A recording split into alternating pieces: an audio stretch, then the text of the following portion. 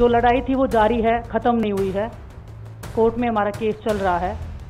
वो लड़ाई भी हम जीतेंगे, ज़िंदगी की जंग भी हम जीतेंगे।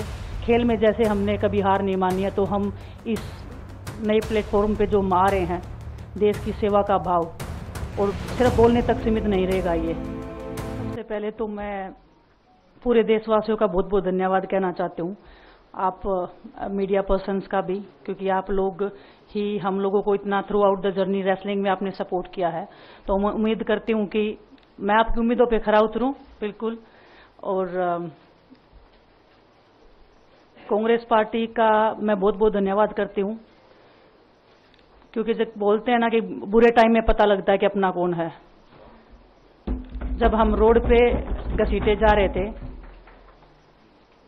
तो छोड़ के बीजेपी को, देश में जितनी भी पार्टियां हैं वो हमारे साथ में थी, हमारे दर्द को समझ पा रही थी, हमारे आंसुओं को समझ पा रही थी। मैं बहुत प्राउड फील कर रही हूँ कि मैं एक ऐसी पार्टी में, एक ऐसी विचारधारा में हूँ जो महिलाओं के साथ हो रहा अन्याय और उनके साथ बुरे बर्ताव के खिलाफ खड़ी है।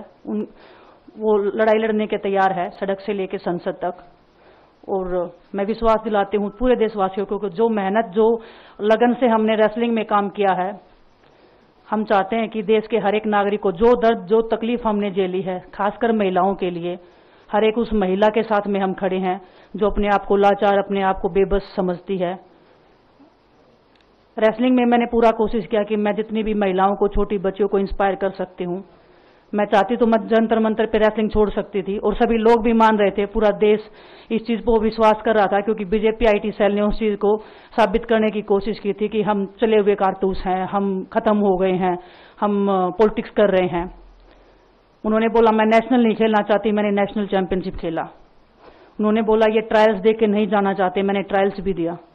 उन्होंने बोला कि ओलंपिक्स लेवल तक नहीं जाना चाहते, मैं ओलंपिक्स में गई, मैं फाइनल्स में गई।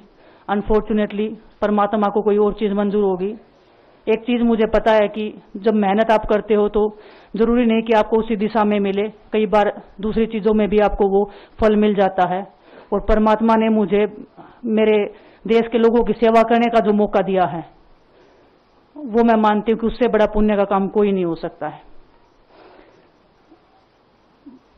मेरे लिए बहुत प्राउड की बात है। बहुत एक मैं नई पारी की शुरुआत कर रही हूँ आज से।